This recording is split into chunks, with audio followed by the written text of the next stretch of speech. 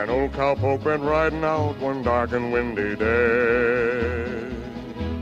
Upon a ridge he rested as he went along his way, when all at once a mighty herd of red-eyed cows he saw, a-plowing through the ragged skies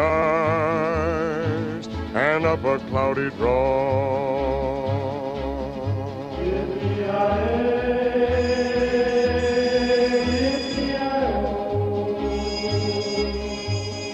The ghost herd in the sky.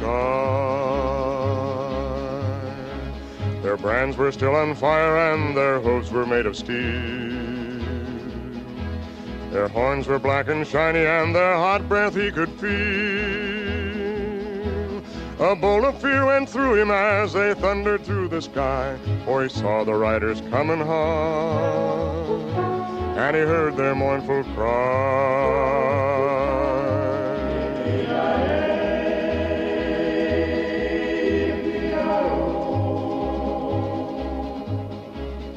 Ghost riders in the sky. Their faces gaunt, their eyes were blurred, and shirts all soaked with sweat.